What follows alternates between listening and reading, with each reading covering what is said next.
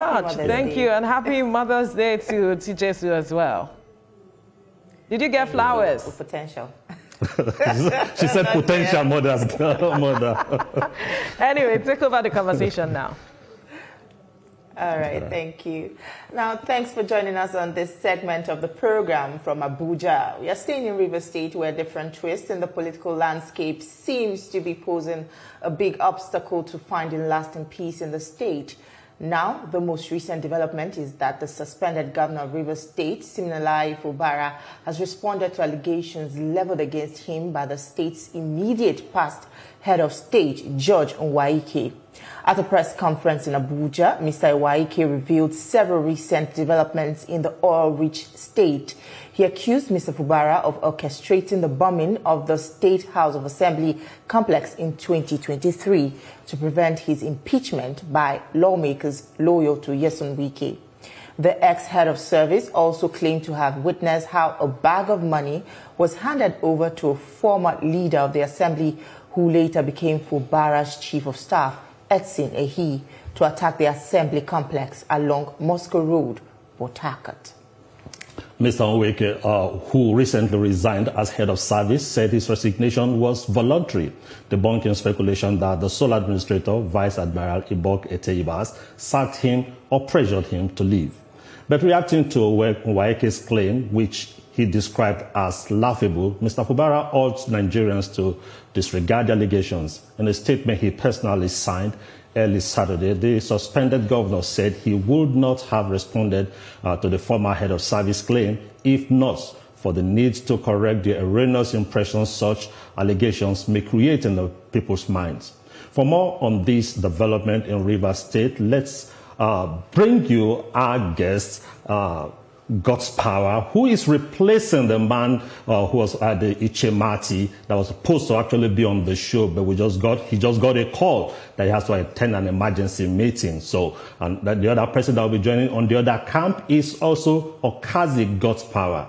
Thank you, gentlemen, for being on the program. Ugochukwu Oputa. Ugochukwu Oputa will be on the show now. Ugochukwu Oputa, good morning.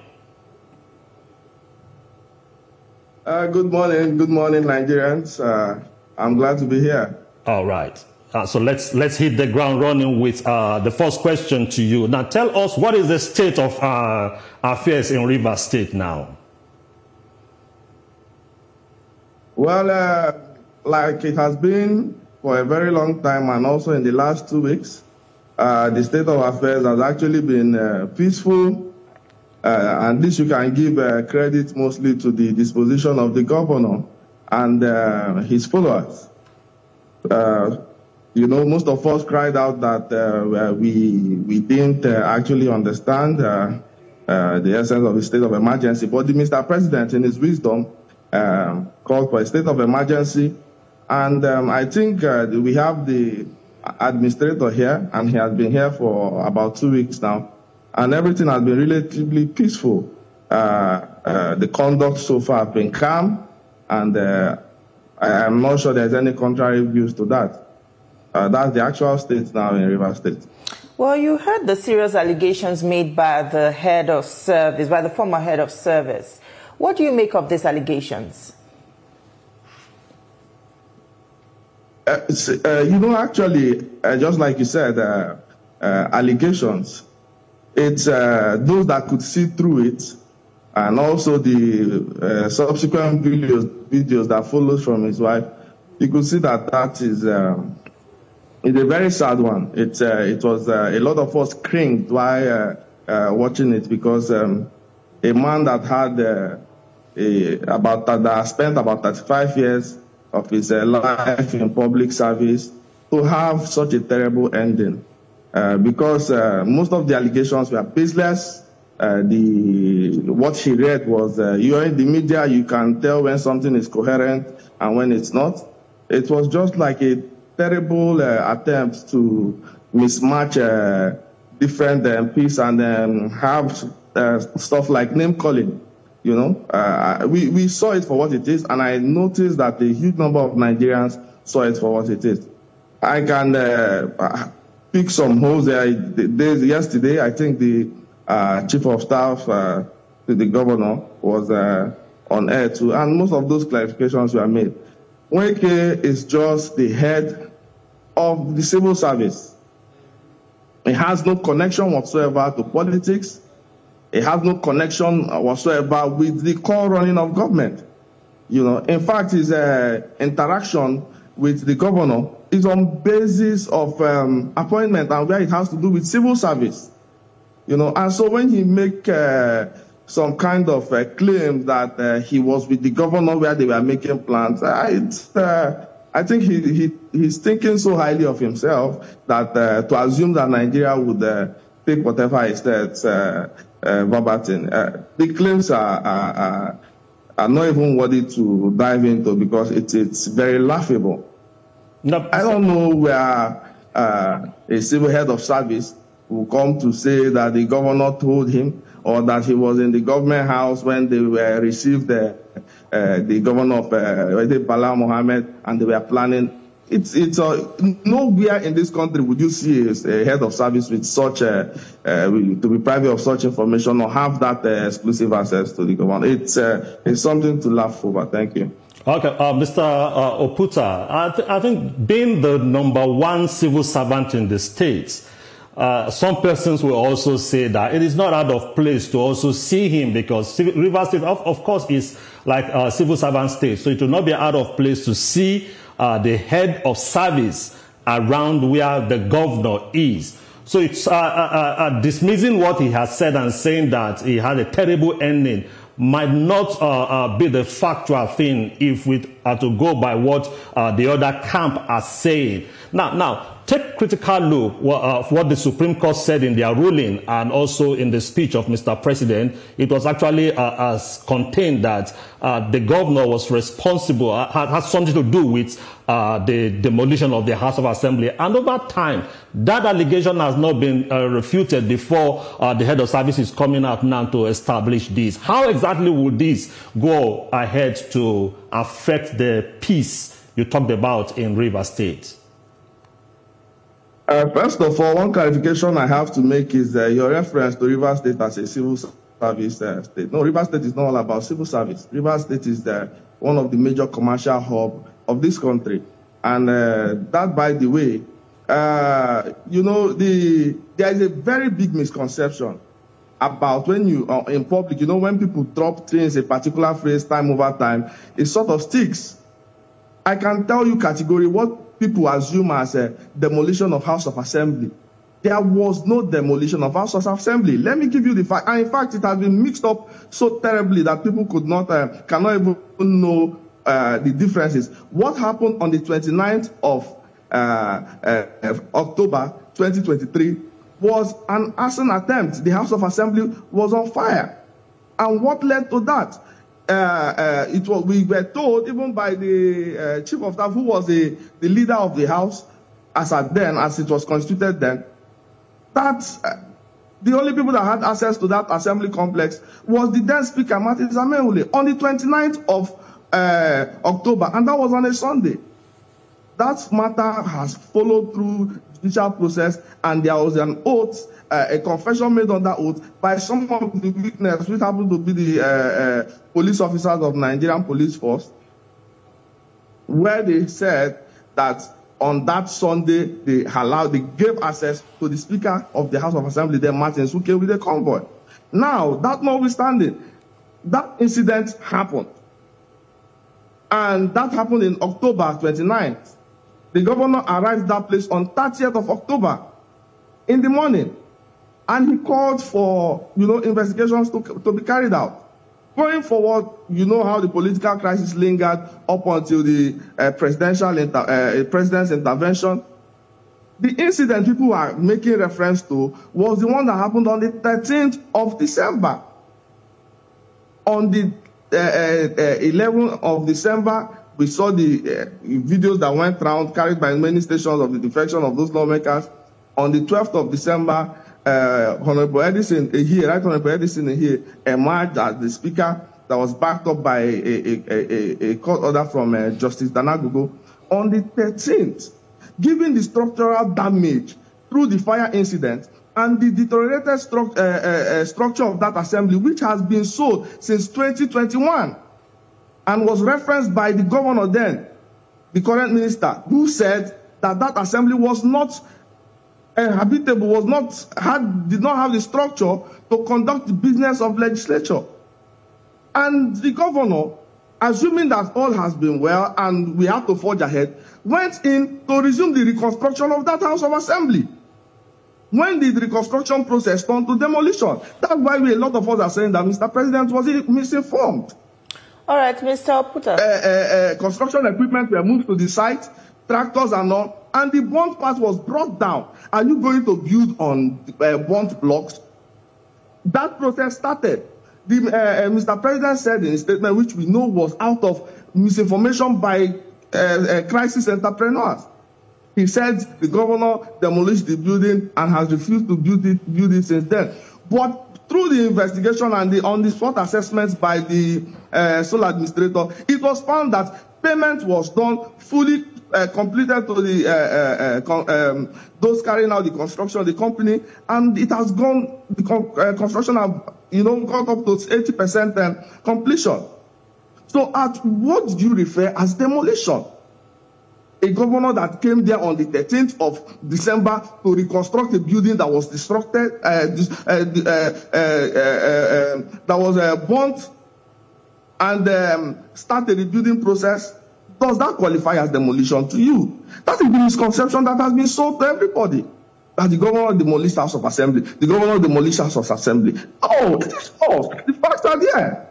And I think that's what investigative journalism is all about. Even if the entire country is being driving on the misconception, it's expected that, journalists can do their findings. Thank you. All right. We'll come back to the conversation, but that will be right after this break. Do stay with us. We'll be right back. Still TVC Breakfast, and we're live in our Abuja studio. We're still dissecting the issues in Rivers State and the fresh allegations made by the head of service. Now, Mr. Oputa, are you still with us? I would like to ask you, you earlier said that these allegations made by the head of service are not credible. Help us pick the holes in these allegations, since that's your position. Because, do you agree with some people who says that the head of service is acting a script and might be under duress, or probably he has been induced in some way?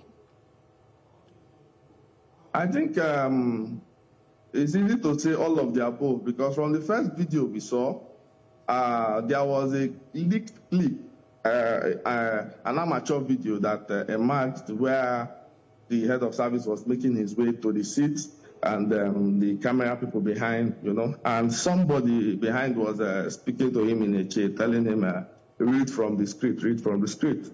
And when you see somebody that has the confessional statements to make, these are your own thoughts. These are what you recall, something that happened days, weeks probably, and you still recall them. The aid of document referencing of what you were confessing. And we saw how when the document was given to him, he had to flip through to see how many pages and all. So as at then, a lot of us, saw that this probably was either being induced, and good thing we saw the wife's video where she cried out, stating that her husband has been facing this sort of pressure, and he had had multiple calls, and we also saw the pure intention of this woman to make sure that her husband's life was safe, and then we saw a subsequent video from him and all. If you've been in politics long enough, these sort of things are not unexpected, but then I personally feel pity and sorry for him, because it's not someone that, like I said, that has spent 35 years of his life in public service to have this sort of ending, to be engrossed in this type of terrible charade. It's not how anybody would want to look back at their sterling career. Let us also note that before, when he resigned, and which he claimed he did willfully, he dropped a message to other permanent secretaries where he referenced the efforts of the governor and said he was going to stand by the governor. And this resignation occurred on Monday or Tuesday, just a couple of days before his confession, And again, there were, interactions he had with a couple of persons. The interaction he had with the chief of staff via WhatsApp, where he even acknowledged that he resigned to save the administration so that these cabals won't have their hands on our shared prosperity as a state. So when you find someone that have given this character of double speaking, it's not difficult to wonder if he's under duress or being induced. But so then again, do you think is behind if there's something a lot of persons have acknowledged about Nwaeke, is his insatiability and lack of contentment, and that can lead any man to disgrace and terrible ending. And it's not far-fetched from what we're experiencing now. Now, Mr. Oputa, you said it's double speak on his side. Now, who are the persons you think could be responsible for what you call a mischief on his side? And also, some quarters say that the statement made by his wife was something quickly put together by the camp of the governor to save face. What do you think of that? First of all, from your first question, there are some persons, the wife made mention of names. We also had some familiar personality in the leaked video, because I know whoever leaked that video would be probably, being sanctioned or something. Because we heard there's a lawmaker from Omuma there, who is a Federal House of Assembly member. We heard his voice clearly telling him read from the script. We also heard the wife mention Mr. Henry Ogiri, who is also an ally to the leader of the Honorable Minister's camp in one of his local government. These are persons that are fanning the embers of crisis. I've told a lot of people before that the governor of Rivers State has always been a man of peace, even in multiple provocations. Even in a lot of us that have supported him, I've wondered why he has kept a disposition in such a way where you're seeing onslaught and you're here to fold your fist, because he has always prioritized peace. And that has also constrained a lot of us to maintain on the side of peace. But those that do not want peace in this state have done everything possible to truncate the process of peace. Do you know why they do that? Because peace, no matter how it is, guarantees stability. Guarantees that the governor will have a free flow of government, will provide the dividends of democracy to Rivers people. And at the end of the day, they are scared of that. Because at the pace at which the governor is going in providing dividends of democracy, it is making previous administrations very unpopular. This governor, upon assumption of office, gave promotion to Rivers State civil servants, that promotion that has been lacking for the past 8 years. You need to see the jubilation on the streets. This same governor, upon assumption of office, for the first time in 8 years, workers got 13 months' salary. Across. He was his first, I think him and Lagos State governor were among the first to approve the new payment of the new minimum wage. In January this year, he instructed all the local government to resume the payment of minimum wage in the local government councils. This governor has carried out, was the first to also announce that Rivers State IGR rose from 12 to 16 billion that we normally do, almost 20-something billion. People have seen the sincerity of purpose of this governor. People have seen the difference, the fact that he placed premium on human lives. Previously, people are saying what we do here in politics, we do here just politics. He established the Rivers State Microfinance Agency, RIMA, where there was a grant of 4 billion naira in partnership with the Bank of Industry to promote SMEs. And you see the people benefiting from it, fish farmers, agriculture, and all that. Those are the grassroots. So this is why they do not want peace. And this is why, regardless what is costing the governor wants peace, because peace guarantees that Rivers people wins, even if the governor suffers some loss. If you take trajectory of where this problem is coming from, upon the president's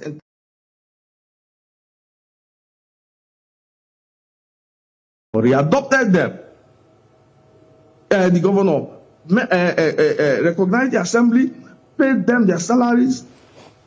The governor took steps that made him look weak. In fact, at some point, he seemed unpopular. Can you hear me? Do I have your attention, why would you do all that? Can I have your attention, please? Thank you. Do you think that there's a need for a proper inquiry or investigation into the events that happened in Rivers State that led to that declaration of the state of emergency? Oh, yes, I think so. And that was why when the legislative arm of government, the Senate and House of Reps said they were going to set up some kind of committee that would look into this incident and also look at ways to broker peace. I was happy because he would have nothing to hide. He's always open to welcome, intermediaries and, people that are coming in to look. Because, yes, when this administrator came in, you see, we had nothing to hide. He had all access to every part of the state. We are not double speaking. And so I think that it's perfect. Come in, make your assessment. Let's find who the aggressor is. Because every condition that have been given to the governor, he's doing. Okay, just take example. A state of emergency was declared. A lot of people came to your stations, said how they felt the process was not followed, said how the governor shouldn't have been removed and all. But have you heard the governor making any objections to this? No, because he's willing to give any price for peace. And after that the governor have also instructed, people are even surprised. Why are there no demonstrations in Port Harcourt? I can tell you categorically, with everything in me, that the governor is the sole factor for the current peace we enjoy in Rivers State. Because Rivers State, Port Harcourt, it has been the epicenter of political crisis and demonstrations. But the governor have also held down his supporters for peace. So it is good for anybody to come in, make inquiries, find out who the aggressor is, find out who are the people that are sabotaging peace efforts in the state, and who are the persons that benefit the most from this crisis. Okay, Mr. Because at the end of the day, with what we have now, who is suffering? Rivers people. If the governor reacts violently and there is crisis in the state, who is suffering? Rivers people. But the governor have also mortgaged his personal feelings, mortgaged how the public look he has, all for peace. So it's good to state it here. But also it's also good to state here that there is a limit that the governor will be able to hold people. There's a limit, because some persons would say, no, if the governor is applying this method and what we see every day is further aggressor, it's just like a man, keeping his hands tied and you have the aggressor slapping him. Mr. Okuta, there's a state of emergency. The governor doesn't seem to have any option in this. There's already a state of emergency. He's not in charge of the state. Now, my question now to you is, the ex-head of service was appointed by the governor. I suppose he was close. Governor had a confidence in him and he had worked with the governor for some time, even though you said from a distance. How come just a day after he resigned, he fell out with the governor? Is it that the governor does not manage relationship with his aides very well, like even the minister's side are saying that, look, that there were agreements and the governor didn't keep to those agreements? That is happening. Can you hear me? Yes. I can hear you. Actually, the governor is someone that when he came in, regardless of the crisis, he also maintained all the relationship or all what he met on ground. Most of the people today that the minister has been accusing on the side of the governor are persons that the minister himself appointed. The head of Rivers State Independent Electoral Commission was appointed by the minister when he was governor. The chief judge of Rivers State was appointed by the minister when he was governor. Most of the appointees, the commissioners that we knew came through the former governor, we are still retained. The current SSG of Rivers State government, the SSG before the was the immediate past SSG to the immediate past governor.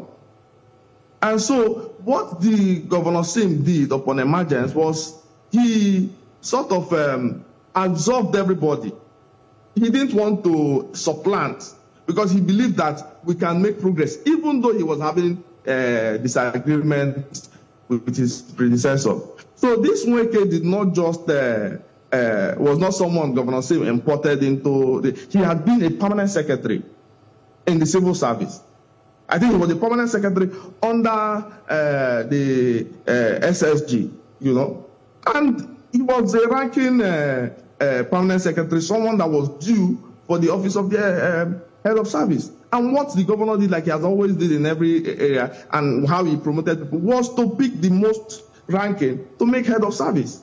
They didn't have any previous relationship. They were not friends. He just followed the order of government. And bringing in Nwaeke, he worked with him with open mind. He felt that merit should be placed over preference. He doesn't have to know him or like him. And even Nwaeke, until the last day of his appointment, before he resigned, he alluded to the fact that the governor had been doing well and have been the best governor to Rivers State civil servant since the creation of this state. So that is why a lot of us are surprised that how somebody can make such a drastic switch. And you don't have to take my word for it, because his wife also was surprised. The wife said, "That is not my husband speaking there." You know, so it's not off place to there is either a very huge inducement or some other foul play going on. Because like you've observed, what would make a man who has spoken in a certain way for a long time to under 24 hours switch side? What could the governor possibly have done wrong to him under 24 hours? So that is, I think that is very clear enough. All right, Mr. Oputa, can you tell us about the performance so far of the sole administrator in the state? How has he been able to, you know, have a grasp on the situation, especially in terms of the security of the state? Well, there's not much difference, because there's no serious emerging threat in Rivers State. Rivers State has been peaceful prior to this state of emergency declaration. The crime rate was low. Issues of fighting, cultism did not exist.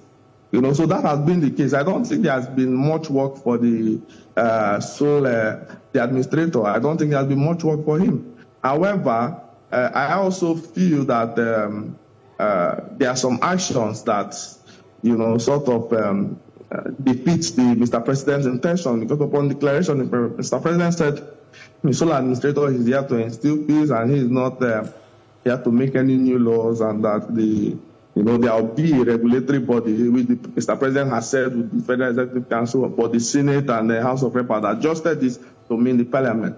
So the only area we had issues is that there are some boards that are statutory, that have a tenure process, that are very critical to the well-being of the state.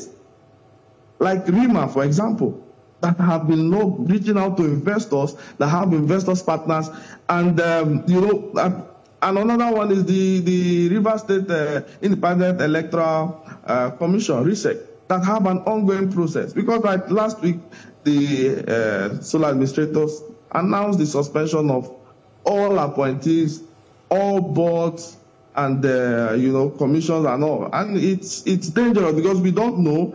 It starts begging the question if you're here to instill peace, or probably, or maybe crumble the economic, because some actions were tantamount to that. And that's where we pray for a review, because as much as we want to install peace, we do not want to take Rivers State back to more poverty and destroy all the foundations we've laid in growing as a major commercial power in the country. And some of these actions are going to crumble, because it's going to make investors lose faith in Rivers State. It's going to, for example, in August, Nigerian Bar Association is supposed to hold their conference in Port Harcourt. And if it's looking like government and governance is being paused, to that deep level of boards and all, then the outcome to Rivers people, economic outcome to Rivers people is going to be disastrous, and they don't deserve that.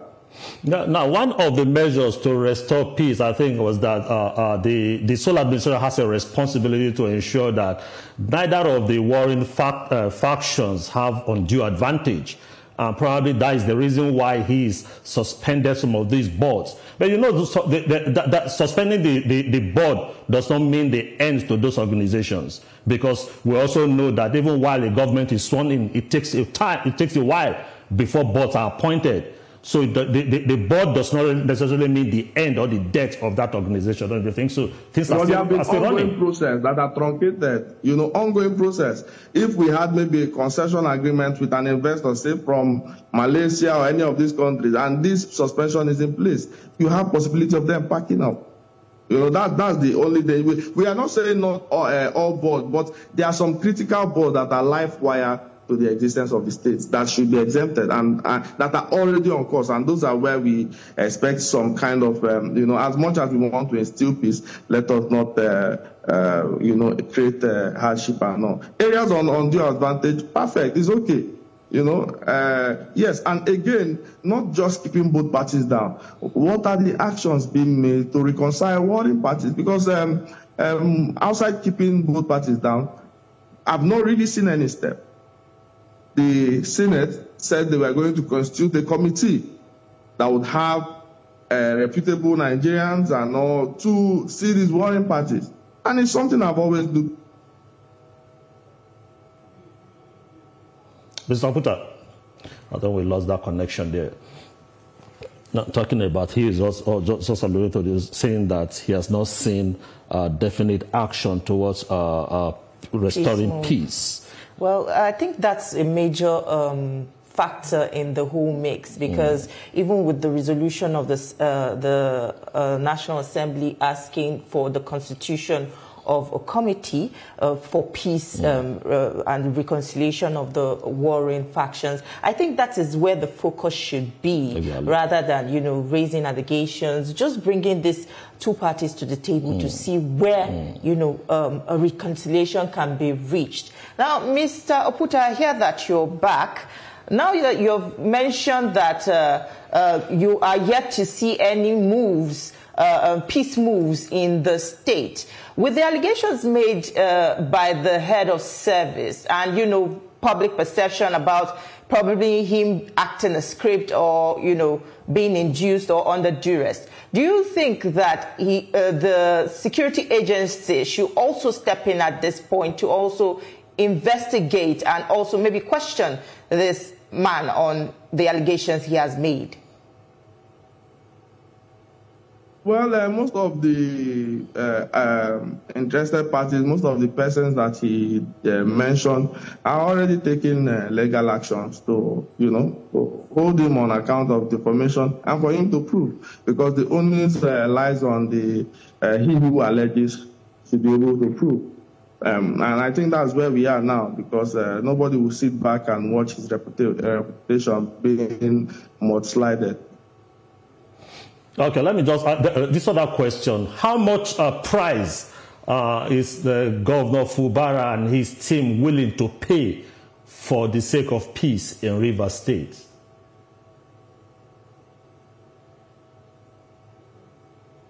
Mr. Oputa?